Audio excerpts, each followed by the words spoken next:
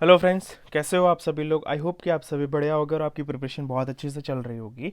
लेकिन वीडियो शुरू करने से पहले कुछ चीज़ें मुझे आपसे डिस्कस करनी है, कुछ चीज़ें आपको बतानी है।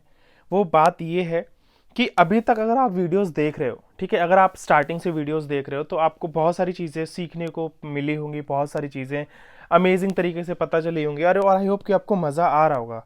और बस ये कहना चाहूँगा कि आप ना जो भी वीडियोस देख रहे हो, देखो काफ़ी सारी चीज़ें ऐसी होंगी जो कि मैंने आपको पढ़ा दी हैं। पढ़ा दी के मतलब ये है, कई ऐसे टॉपिक्स होंगे, कई ऐसे वीडियोस में आपने टाइटल है या फिर उसका थंबनेल है, मतलब वहाँ पर आपने चीज़ें लिखी देखी होंगी जिसमें मैंने लिखा है battle of Karnataka, battle of Buxar लिखा होगा, कार्नेटिक वॉर लिखा होगा, ठीक है। वो सारी चीज़ें मैंने लिखी हुई हैं। अब बात यह है कि अभी तक जो भी मैंने कार्नेटिक के बारे में बताया, जो भी मैंने आपको हैदराबाद के बारे में बताया, जो भी मैंने आपको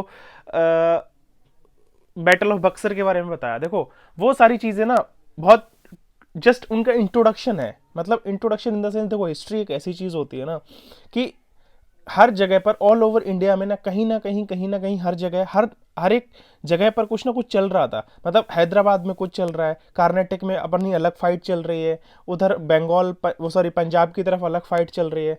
तो आपको ना हर एक जगह पर हर जगह कुछ ना कुछ एक स्टोरी देखने को मिलेगी। और इसीलिए कहीं ना कहीं आपको चीज़ों को मैंने जस्ट एक इंट्रोडक्शन दिया है, ठीक है, पॉइंट्स कनेक्ट किए हैं कि कार्नेटिक की क्या कहानी थी, मुगल कैसे डाउन हुए, ठीक है, हैदराबाद पे निज़ाम का राज कैसे हुआ, निज़ाम की डेथ के बाद हैदराबाद में क्या हुआ, बंगाल ही ब्रिटिशर्स ने क्यों चुना। हर एक चीज़ का इंट्रोडक्शन दिया है मैंने आपको, ठीक है, हर एक वीडियो में। लेकिन बाद में हम हर एक टॉपिक के बारे में, चाहे वो कार्नेटिक वॉर हो, चाहे बैटल ऑफ बक्सर हो, बैटल ऑफ प्लासी हो, इन सब चीज़ के बारे में हम बहुत डिटेल में बात करने वाले हैं, ठीक है। अब इस देखो लास्ट वीडियो मैंने आपको कार्नेटिक वॉर का वीडियो आपने देखा होगा, लेकिन उसमें एग्जैक्टली मैंने क्या कार्नेटिक वॉर में क्या हुआ वो सारी चीजें मैंने आपको नहीं बताई, ठीक है। और अब मैं इस वीडियो में आपको पढ़ा रहा हूँ बंगाल स्टोरी, ठीक है। अब बंगाल की स्टोरी में इसलिए देखो ये सारी चीजें ना जस्ट पॉइंट्स हैं, फिर अपन इनको बाद में कनेक्ट करेंगे, ठीक है। अब ये बंगाल स्टोरी हमें इसलिए बता रहा हूँ क्योंकि हर एक चीज आपको पता होनी चाहिए, उसके बाद हम सब सारी चीजों को ना लिंक कर देंगे, कनेक्ट कर देंगे हर एक चीज को। देखो कई बार क्या होता है, आप मूवी देखते हो कोई भी, अगर आप कोई मूवी देखते हो ना तो उस मूवी में कई चीजें ऐसी होती हैं जो आपको स्टार्टिंग में बता दी जाती है, हल्की सी आइडिया दे दिया जाता है, और उसका एक सस्पेंस हो ना वो मूवी के एंड में खुलता है। सेम उसी तरह से ये सारे पॉइंट्स हैं, ठीक है। आगे चल के जब मैं आपको एक स्टोरी कनेक्ट करके पढ़ाऊंगा ना तो ये सारे पॉइंट्स आपको रिकॉल होंगे और सारी चीजें याद आ जाएंगी। यही चीज मुझे आपसे बात करनी थी, ठीक है। अब हम इस वीडियो में बात करेंगे कि बंगाल स्टोरी के बारे में, कि बंगाल स्टोरी क्या है, बंगाल का एक पूरा टॉपिक मैं क्यों लेकर आया, ठीक है। क्योंकि बंगाल ही एक ऐसी जगह थी जिसको ब्रिटिशर्स ने स्पेशली सबसे पहले चुना किस पर कब्जा करने के लिए, और बंगाल ही क्यों था इसके पीछे की हम बात करेंगे, ठीक है। या बंगाल या फिर जो स्टेट्स हैं, चाहे वो हैदराबाद था, अवध था या बंगाल था, ये ऑटोनोमस स्टेट कैसे बने थे, इन सब चीज़ों के बारे में हम बात करने वाले हैं। तो अब हम शुरू कर रहे हैं ये बंगाल स्टोरी के बारे में, जो कि अपनी मॉडर्न हिस्ट्री का एक हिस्सा है। और ये आप पढ़ रहे हैं अनमोल के द्वारा, अनमोल सर के द्वारा। और ठीक है, तो आगे चलते हैं। अब मैंने आपको ये बताया था कि बंगाल जो है ना एक ऑटोनोमस स्टेट बन चुका था आफ्टर हैदराबाद, ठीक है। और इसको किसने, इस पर किसने कब्जा किया था, उसका नाम था मुर्शिद कुली खान। मुर्शिद कुली खान ने निज़ाम को देखकर, जैसे निज़ाम ने हैदराबाद पर कब्जा किया था और उसको एक ऑटोनोमस स्टेट बनाया था और उसको एक फिजिकल डिसइंटीग्रेट किया था मुगल एम्पायर से, और इन सब चीज़ों को देख के मुर्शिद कुली खान ने भी हैदराबाद में मतलब निज़ाम से ऑब्सेस्ड होकर, प्रभावित होकर, निज़ाम की चीज़ों को देख के उन्होंने भी यही सोचा कि बंगाल को भी एक ऑटोनोमस स्टेट बनाया जाएगा और इसका राजा मैं बनूंगा। ये चीज मैंने आपको बताई थी। अब ये बंगाल एक ऑटोनोमस स्टेट क्यों बना, यहां था, देखो बंगाल ना आज के टाइम अगर रिसेंट इंडिया के मैप में देखोगे तो बहुत छोटा है, लेकिन मॉडर्न हिस्ट्री यानी कि उस हिस्ट्री के टाइम पीरियड में देखो तो बंगाल काफी ज्यादा बड़ा था। तो एक अच्छे खासे इलाके में बंगाल का बहुत ज्यादा बड़ी तादाद में बंगाल बहुत बड़ा था, ठीक है। तो अब मैं आपको बताता हूं, मुगल एडमिनिस्ट्रेशन की बात करते हैं। मुगल एडमिनिस्ट्रेशन क्या है, देखो मुगल एडमिनिस्ट्रेशन मतलब मुगल का जो राज ठाट था, जो राज पूरा एम्पायर था, उनमें दो तरह की चीजें होती थी, दो तरह के बंदे थे, दो तरह के काम थे। काम ये थे, एक एक होता था निजामत फंक्शन और एक होता था दीवानी फंक्शन। निजामत फंक्शन के दो पार्ट थे, सिविल और मिलिट्री, और दीवानी फंक्शन के दो काम थे, रेवेन्यू और फाइनेंस। निजामत फंक्शन को कौन हैंडल करता था? सूबेदार, सूबेदार कह लो या फिर चाहे गवर्नर कह लो। और दीवानी फंक्शन को हैंडल करते थे दीवान। अब ये देखो दोनों, अब अब एक बंदा था जो कि सिविल और मिलिट्री की सारी चीज़ों को हैंडल करता था, और एक बंदा था जो कि रेवेन्यू है, टैक्स है, या फिर जो फाइनेंस सिस्टम है, उन सब चीज़ों को हैंडल करता था। अब इसमें ये था, अब सपोज मैं हूं या फिर आप हो, ठीक है, मान लो मेरा एक पूरा एम्पायर है, ठीक है, दो काम है, ऐसी दो चीजें हैं जो कि मैंने अलग अलग दो इंसानों को बांट दी, दो लोगों को बांट दी कि आप इस चीज को देखना और आप इस चीज को देखना, ठीक है। अब इसमें क्या होगा कि दोनों लोग अपने अपने लेवल पे काम करेंगे, ठीक है। अगर कोई काम, एक बंदा कोई काम की चोरी करेगा तो दूसरा उसकी शिकायत करेगा आके मुझसे कि सर वो काम अपना अच्छे से नहीं कर रहा है, ठीक है। तो कहीं ना कहीं सूबेदार थे जो कि निजामत फंक्शन हैंडल करते थे और दीवानी फंक्शन हैंडल करते थे दीवान। और इसमें कोई एक बंदा भी अगर अपना काम सही से नहीं करेगा तो दूसरा शिकायत करेगा। यानी कि मुगल एम्पायर दो तरह से काम करता था, ठीक है। देयर इज पर्सन, और जिसको हम कहते थे, एक पर्सन था जिसको हम कहते थे सूबेदार यानी कि गवर्नर, और एक और ऐसी पोस्ट थी जिसको हम कहते थे दीवान। सूबेदार हैंडल करने वाले थे किसको? सिविल और मिलिट्री पावर को। दीवान हैंडल करने वाले थे रेवेन्यू एंड फाइनेंस को। और अगर कोई एक बंदा भी इन दोनों काम में से अगर कोई एक बंदा भी काम चोरी करता तो कहीं ना, देखो, काम चोरी करता तो एक दूसरे की वो लोग शिकायत करते जाके, किससे? मुगल बादशाह से, ठीक है। तो अगर मान लो मैं आपसे कहूं कि अगर मैं ये दोनों पावर, चाहे वो निजामत फंक्शन की पावर हो और चाहे मैं दीवानी फंक्शन की पावर हो, यानी कि अगर मैं रेवेन्यू, फाइनेंस, सिविल, मिलिट्री, इन सब की, इन चारों की पावर किसी एक इंसान को दे दूं तो कहीं ना कहीं उसके हाथ में सारी सारी पावर आ गई। पूरे एम्पायर की जितनी भी बड़ी जो पावर्स थी वो सारी एक ही आदमी के अंडर आ गई, ठीक है। और उसके अगर हाथ में सारी पावर किसी एक आदमी के हाथ में अगर मैंने वो सारी पावर्स दे दी तो कहीं ना कहीं फिर कौन देखने वाला है कि वो काम कैसा कर रहा है, कौन देखने वाला है कि वो काम में घोटाला कर रहा है, कौन देखने वाला है कि वो चोरी कर रहा है, कौन देखने वाला है इतने ध्यान से कि वो काम कर रहा है या नहीं कर रहा है। और उसके पास पावर आ गई, उसका वो गलत इस्तेमाल भी कर सकता है, ठीक है। तो यहां पर वो जो चारों पावर्स थी वो किसी एक इंसान ने दो लोगों को दे रखी थी, एक सूबेदार था और एक था दीवान, ठीक है। और कोई एक दूसरे शिकायत भी नहीं करता अगर वो सारे काम किसी एक आदमी को दे दिए जाते, ठीक है। तो अब देखो, इन सब जब दो इंसानों को अलग अलग काम बांट दिया, दोनों लोग अपने अपने काम में बेस्ट परफॉर्म करेंगे, दोनों लोग अपना अपना अच्छे से काम करेंगे, तो ये सारी चीजें क्या मेंटेन करेंगी? ये मेंटेन करेंगी एक डिसिप्लिन। एक, जब मैंने एक दो चार काम थे, चार काम में दो दो काम, दो अलग इंसानों को मैंने डिवाइड कर दिए, तो वो दोनों लोग अपना अपना काम अच्छे से करेंगे, अपना बेस्ट करेंगे। अगर कोई एक काम नहीं कर रहा तो दूसरा जाके शिकायत करेगा, तो उसको इस डर से अपना काम अच्छे से करना होगा। और जब काम सारे अच्छे से होंगे तो उससे मेंटेन होगा डिसिप्लिन। इफ बोथ ऑफ, ठीक है। और उसके बाद क्या हुआ? अब क्या हुआ? अब इसके बाद क्या हुआ कि मुर्शिद कुली खान ने बंगाल को कैसे कैप्चर किया? क्वेश्चन यहां पर ये रेज हुआ। तो मुर्शिद कुली खान ने क्या किया था? मुर्शिद कुली खान ने इन सारी पावर्स को, दीवान की पोस्ट को भी और सूबेदार की पोस्ट को भी अपने अंडर में ले लिया था। यानी कि पहले देखो, रियलिटी में क्या होता था मुगल एम्पायर में कि सूबेदार का काम सूबेदार को सौंप दिया, दीवान का काम दीवान को सौंप दिया, दोनों पावर्स डिवाइड हो गई, दोनों लोग अपना अपना काम कर रहे हैं। लेकिन मुर्शिद कुली खान ने उस एम्पायर को कब्जे में लेने के लिए क्या किया? उसने दीवान और सूबेदार दोनों के काम को, यानी कि दोनों की पोस्ट को अपने अंडर में ले लिया कि चलो ये सारी चीजें हम हैंडल करेंगे। अब वो काम करे या ना करे किसको पता चल रहा है, ठीक है। और वो दोनों पोस्ट को अकेला हैंडल करेगा। और ये सब चीजें क्लियर करती हैं कि मुगल एम्परर यानी कि मुगल एम्पायर जो था, ठीक है, और वो कोई भी रिपोर्ट नहीं देने वाला। अब वो रिपोर्ट देगा मुगल एम्परर को, नहीं देगा मुगल बादशाह को। उसने बोला कि अब ये सारी चीजें मैं हैंडल करूंगा, मैं देख लूंगा, I will take care of everything. ये सब चीजें हुई, ठीक है। तो यहां पर क्या कॉन्सेप्ट हुआ कि ऑटोनोमस स्टेट कैसे बना कि जो मुगल एम्पायर को चलाने के लिए जो चीजों की रिक्वायरमेंट होती थी, जो पावर्स थी, वो अलग अलग लोगों में डिवाइड थी, ठीक है। और वो अलग अलग लेवल पे अपने अपने बंदे काम कर रहे थे। लेकिन मुर्शिद कुली खान ने क्या किया? उन सारी पावर्स को अपने अंडर में ले लिया कि अब चल तुम दोनों निकलो, अब ये सारी काम सारी चीजें मैं करूंगा अकेले, मैं सारी चीजें हैंडल करूंगा। अब कंसेप्ट समझो, हाउ डिड मराठा। अब यहां पर कुछ क्वेश्चंस आए होंगे, कुछ क्वेश्चंस मैं बताऊं क्या क्या आपके क्लियर हुए। मराठास कमजोर कैसे पड़े?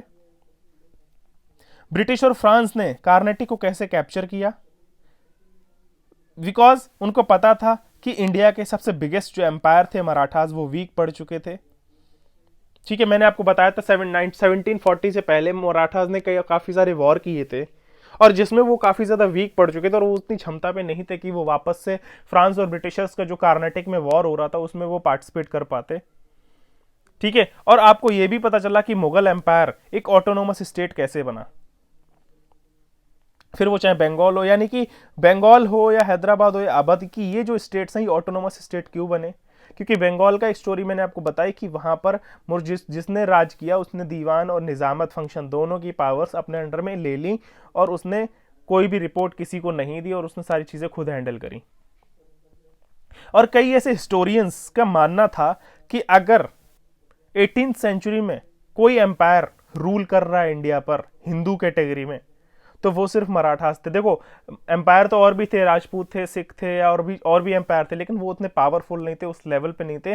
तो हिंदू एम्पायर की अगर मैं बात करूं, हिंदू कम्युनिटी की बात करूं, तो उसमें सिर्फ मराठा एम्पायर ऐसा था जो कि 18th सेंचुरी में हिंदू लेवल पे राज कर रहा था, इंडिया में फाइट कर रहा था, वॉर कर रहा था, जीत रहा था।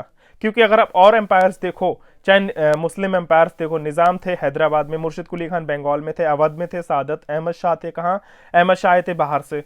तो हर एक कोई मुस्लिम था, लेकिन हिंदू एम्पायर की अगर बात करूं, मराठास थे जो सरवाइव कर रहे थे, सबसे वॉर कर रहे थे, फाइट कर रहे थे हिंदू में। तो एक इतिहास में बहुत बड़ी बात थी कि हिंदू एम्पायर, मराठा एम्पायर जो कि इंडिया में रूल कर रहा है। तो ये कॉन्सेप्ट आपके क्लियर हुए। तो मैंने क्या किया, बंगाल की स्टोरी में आपको क्लियर किया कि एक ऑटोनोमस स्टेट बंगाल कैसे बना, क्योंकि वहां पर मुर्शिद कुली खान ने सारी पोस्ट अपने अंडर में ले ली थी।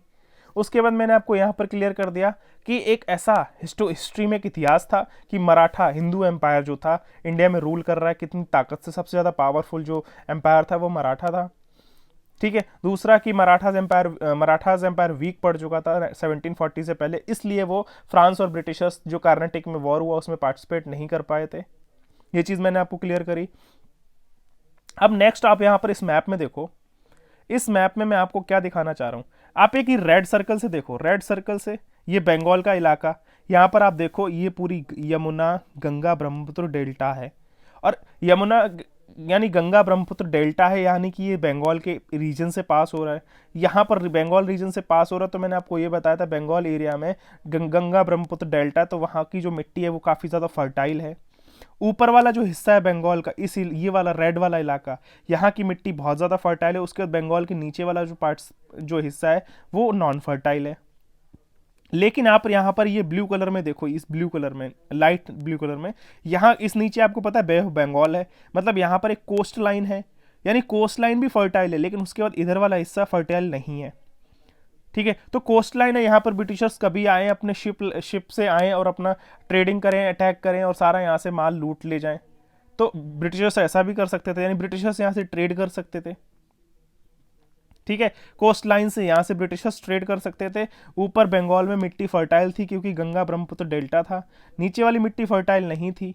उसके बाद यहाँ से कोई अटैक, ये ब्लैक वाला हिस्सा आप देखो, यहाँ से कोई अटैक इसलिए नहीं कर सकता था क्योंकि यहाँ पर हिमालयाज थे। और इंडिया में सबसे ज़्यादा अटैक किस हिस्से से हुए, ये वाले हिस्से से, येलो पार्ट वाले हिस्से से सबसे ज़्यादा अटैक हुए इंडिया से, क्योंकि यहाँ से लोग बाहर से आते थे, बाहर से आ सकते थे, ईजिली आ सकते थे। मुर्शिद कुली खान, वो सॉरी अहमद शाह अब्दाली भी इधर से ही आया था। तो जो मोस्टली इंडिया पर अटैक हुए ना वो इस इलाके से हुए। यहाँ इधर चारों तरफ पानी पानी था, उधर हिमालयाज थे, यहाँ से सिर्फ ब्रिटिशर्स शिप से आते थे, ट्रेड करते थे। ठीक है, बंगाल में बंगाल क्यों चुना, क्योंकि वहाँ की मिट्टी बहुत ज़्यादा फर्टाइल थी, क्योंकि वहाँ पर गंगा ब्रह्मपुत्र डेल्टा था। तो मेजर रीजन यही था, मैंने आपको बताया था कि बंगाल जो है ना वो सबसे ज्यादा सेफ प्लेस था, किससे, आउटसाइडर जो एनिमीज थे उनसे। आउटसाइडर एनिमीज मतलब देखो, बंगाल इधर ये रेड वाला इलाका है ना, ये बंगाल था, येलो वाला पार्ट बहुत सारे एनिमीज वहां से अटैक कर सकते थे। तो आउटसाइडर एनिमीज से बंगाल का डिस्टेंस बहुत ज्यादा था, इसलिए बंगाल का जो इलाका था वो सेफ था आउटसाइडर एनिमीज से। ठीक है, बंगाल की मिट्टी बहुत ज्यादा फर्टाइल थी, वहां पर ह्यूज अमाउंट में रॉ मटेरियल मिलता था। वहां से वो ब्रिटिशर्स ट्रेडिंग बहुत अच्छी कर रहे थे। ट्रेडिंग क्यों कर रहे थे, क्योंकि वहां पर कोस्ट लाइन थी, वहां पर ब्रिटिशर्स आते थे, अपना शिप लेकर ट्रेडिंग करते थे इजीली। यहाँ पर आप देख सकते हो लाइट नेवी ब्लू में मैंने आपको बताया हुआ है, लिखा है सामने। ठीक है, उसके बाद मैंने बताया और ऊपर हिमालयाज थे, वहां से कोई अटैक कर नहीं सकता था। ठीक है, इधर आउटसाइडर एनिमीज से सेफ था, और क्या बोलते हैं एक्सटर्नल अटैक से सेफ था। ठीक है, इधर मराठा से भी काफी दूर था बंगाल। तो ये बहुत सारे छोटी छोटी चीज़ें थी जो कि बंगाल एक बहुत अहम रोल प्ले कर रहा था ब्रिटिशर्स को कब्जा करने के लिए, उनको पावर्स दे रहा था। एक्सटर्नल टैक्स से सेफ था, मिट्टी फर्टाइल थी, ठीक है, वहाँ पर रॉ मटेरियल अवेलेबल था, कोस्ट लाइन अवेलेबल थी जहाँ से ब्रिटिशर्स ट्रेड इजीली कर पा रहे थे अपना, हिमालय से राइट साइड में, वहाँ से कोई अटैक कर नहीं सकता था। और यही एक रीज़न था जिससे ब्रिटिशर्स को बंगाल पर कब्जा करने का मौका मिला, उनको एक अच्छी जगह मिली जहां से उन्होंने अपना कब्जा किया बंगाल का इंडिया पर शुरू करने से पहले। और जब ब्रिटिशर्स ने कहीं ना कहीं बंगाल पर कब्जा कर लिया तो वहां पर फिर वो अपने लोगों को पोस्ट देने लग गए। पोस्ट सबसे पहले उन्होंने बंगाल पर कब्जा किया तो उन्होंने उसको पोस्ट दी गवर्नर ऑफ बंगाल, फिर उनको और ज़्यादा पावर्स दे दी, उसके बाद उनको दे दिया गवर्नर जनरल ऑफ बंगाल, फिर उनको और ज़्यादा पावर्स दे दी, फिर अगर वो इंडिया पर जब रूल करने लगे तो उनको पोस्ट मिली गवर्नर जनरल ऑफ इंडिया, और फिर वाइस रॉय। तो इस तरह से उनको पोस्ट मिलती रही, पावर्स मिलती रही, काम मिलता रहा, ठीक है। और एक और रीजन था बंगाल ब्रिटिशर्स को बंगाल चुनने का, वो ये था, मैंने आपको बताया था दो तरह की जमीन थी, जागीर और खलीसा। जागीर जो जमीन थी, जब वहां मुगल बादशाह जागीर जमीन लोगों को बांट रहा था तो उसका मतलब ये था कि मैं तेरे को ये जमीन दे रहा हूं, तू यहाँ पर सारी चीजें हैंडल कर, यहाँ पर जो भी टैक्स मिले, जो भी रेवेन्यू कलेक्ट करो तुम, उसमें अपने सारे खर्चे निकालो, अपनी आर्मी के खर्चा निकालो, सब कुछ निकालो, और जो बचे वो आप मुझे ला कर दो। मतलब एक मीडिएटर था राजा और उस बंदे, उस जिसको बंदे ने, जिसको मुगल बादशाह ने जिस बंदे को वो जागीर जमीन दी थी उसके बीच में, और सॉरी वहां की जनता और बादशाह के बीच में मीडिएटर बना दिया था कि तू अपने यहाँ की हर एक चीज को हैंडल कर। उसको कहते थे जागीर जमीन। खलीसा जमीन ये थी जहां पर मुगल बादशाह अपने ट्रूप्स डायरेक्टली भेजता था कि जाओ वहां से रेवेन्यू कलेक्ट करके आओ। तो आप ये बंगाल के मैप मैंने यहाँ पर दो जगह लगाए, केस 1 केस 2। आप यहाँ पर ऊपर वाला हिस्सा देखो, जागीर था, क्योंकि यहाँ पर मिट्टी बहुत ज्यादा फर्टाइल थी, यहाँ गंगा ब्रह्मपुत्र डेल्टा था, यहाँ पर बहुत सारा रॉ मटेरियल था, एग्रीकल्चर काफी अच्छा था। जब तक मुर्शिद कुली खान ने बंगाल पर कब्जा नहीं किया था तब मुगल बादशाह ने ये जागीर जमीन लोगों को बांट रखी थी, ठीक है। और जैसे ही मुर्शिद कुली खान ने इस पर कब्जा किया, यानी कि केस 1 में जब तक कब्जा नहीं किया था मुर्शिद कुली खान ने, जब ये बंगाल मुगल बादशाह के अंडर में था, तब तक वो जो जमीन थी फर्टाइल, वहां पर एग्रीकल्चर वगैरह सब कुछ ज्यादा करते थे यहाँ पर, ठीक है। यहाँ से टैक्स उतना आता नहीं था, ठीक है। और जहां से टैक्स सबसे ज्यादा आना था वो राजा के पास पहुंच नहीं पा रहा था। तो क्या हुआ, जब मुर्शिद कुली खान ने कब्जा किया बंगाल पे, तो जो जागीर वाली जमीन थी जो मुगल बादशाह ने लोगों को बांट रखी थी, जहां से सबसे ज्यादा पैसा इकट्ठा होता था, जहां एग्रीकल्चर अच्छा हो रहा था, जहां की मिट्टी बहुत ज्यादा फर्टाइल थी, तो क्या हुआ, मुर्शिद कुली खान आए और उन्होंने वहां उन जागीर वाली जमीन वाले लोगों से कहा कि हम तुम लोगों की जमीन बदल रहे हैं। तो क्या हुआ कि जो जागीर वाली जमीन थी उसको खलीसा बना दिया, और जागीर वाली जमीन वाले लोगों को खलीसा वाली जमीन दे दी, मतलब शिफ्ट कर दिया एक जगह से दूसरी जगह, ठीक है। तो कहीं ना कहीं अब आप ये देखो कि जब वहां लोगों की जमीन बदल दी गई तो वहां के लोगों को बहुत गुस्सा आया होगा, उन्होंने कहा होगा मुर्शिद कुली खान से कि हम जाके राजा से शिकायत कर देंगे। तो मुर्शिद कुली खान ने कहा ठीक है, तुम जाओ आराम से शिकायत करो, कुछ भी करो, जो मना है वो करो, जमीन तो हम बदल देंगे। क्योंकि मोहम्मद शाहजी जो थे वो तो फुल दारू में अय्याश थे, नशे नशे में पड़े हुए थे, उनको कोई एम्पायर की चिंता नहीं थी, ठीक है। तो ये बहुत सारे रीजन थे जिस वजह से ब्रिटिशर्स ने बंगाल को चुना। मैं वापस से रिपीट कर देता हूं क्या क्या चीजें थी। सबसे पहला, एक ऑटोनोमस स्टेट बनने के लिए क्या किया मुर्शिद कुली खान ने, मुर्शिद कुली खान ने वहाँ की सारी चीज़ें, चाहे दीवानी फंक्शन हो चाहे निज़ामत फंक्शन, इन दोनों की पावर्स अपने अंडर में ले ली। और जब अपने अंडर में ले ली तो वहाँ पर वो सारी चीज़ें उसके अंडर में आ गई, और उसने हर एक चीज़ का रिपोर्ट देना राजा को बंद कर दिया। और जब वहाँ की रिपोर्ट सारी राजा को देने बंद कर दी तो फिर वहाँ का वो राजा वो बन गया और वो सारी चीज़ें वहाँ की हैंडल करने लगा, ठीक है। चाहे वो फाइनेंस हो, रेवेन्यू हो, मिलिट्री हो, सिविल हो, हर एक चीज़ को वो हैंडल करने लगा। और उसने सारी रिपोर्ट्स राजा को, मुगल बादशाह को देना बंद कर दी, और इस वजह से वहाँ का ऑटोनोमस स्टेट बना बंगाल।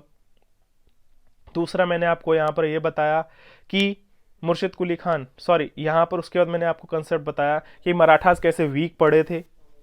1740 से जो पहले जो वॉर हुए उसमें पार्टिसिपेट किया, और जिससे मराठास फाइनेंशियली और आर्मी से वीक पड़ चुके थे, और जिनको उसमें टाइम लगा था उनको रिकवर होने में। उसके बाद मैंने आपको बताया था, हिस्टोरियंस का मानना था 18th सेंचुरी में अगर कोई हिंदू एम्पायर सर्वाइव कर रहा था इंडिया में, वो था मराठा एम्पायर, और बहुत ज़्यादा पावरफुल था। उसके बाद मैंने आपको बताया कि ये बंगाल का इलाके में आप देखो, ऊपर वाला जो पार्ट था वो फर्टाइल बहुत ज़्यादा था, क्योंकि वहाँ पर गंगा और ब्रह्मपुत्र डेल्टा था। नीचे वाली जगह फर्टाइल नहीं थी। और यहाँ पर इस बंगाल के साइड में बे ऑफ बंगाल जो कनेक्ट था, वहाँ पे एक कोस्ट लाइन थी जहाँ से ब्रिटिशर्स अपनी ट्रेडिंग बहुत आसानी से कर रहे थे। ठीक है, और मोस्टली आउटसाइडर जो एनिमीज थे, आउटसाइडर जो अटैक्स थे, वो सबसे ज़्यादा इस तरफ से हुए, येलो वाले रीजन से हुए। इधर इस साइड जो ब्लैक कलर में इधर हिमालयाज थे, इसलिए इधर से कोई अटैक कर नहीं सकता था। ठीक है, क्योंकि बंगाल ब्रिटिशर्स ने इसलिए चुना था क्योंकि वहाँ की मिट्टी फर्टाइल थी, वहाँ पर रॉ मटेरियल अवेलेबल था, वहाँ पर आउटसाइडर एनिमीज थे, उनसे बहुत ज़्यादा दूर था बंगाल। ठीक है, और इधर हिमालय से इधर से कोई अटैक कर नहीं सकता था। ये सारे रीजंस थे बंगाल को चुनने का। फिर वहाँ पर जब बंगाल पर कब्जा कर लिया ब्रिटिशर्स ने, तो उनको वहाँ के उन्होंने अपने बंदों को पोस्ट देना स्टार्ट कर दिया, governor of Bengal, governor general of Bengal, governor general of India. ठीक है, उसके बाद मैंने आपको बताया जागीर और खलीसा ज़मीन को एक्सचेंज कर दिया। जब मुर्शिद कुली खान ने बंगाल को अपने अंडर में लिया तो उन्होंने जगह बदल दी, जागीर वाली ज़मीन को खलीसा बना दिया, खलीसा वाली ज़मीन को जागीर में दे दिया। क्योंकि जहां पर जागीर जमीन थी वहां की मिट्टी बहुत ज़्यादा फर्टाइल थी, वहां पर टैक्स ज़्यादा हो रहा था, वहां पर एग्रीकल्चर ज़्यादा हो रहा था, वो फायदेमंद वाली ज़मीन थी।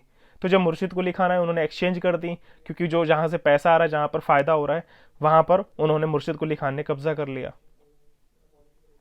ठीक है, तो ये सारी चीज़ें थी। खलीसा का मतलब यही था कि जहां पर खलीसा की ज़मीन होगी ना, वहां पर जो राजा है, जो ट्रूप्स है, वो अपने डायरेक्ट भेजेगा, वहाँ का जो टैक्स कलेक्ट होगा, जो रेवेन्यू है वहाँ खुद कलेक्ट करेगा, उसको प्रॉफिट होगा, उसका फ़ायदा होगा।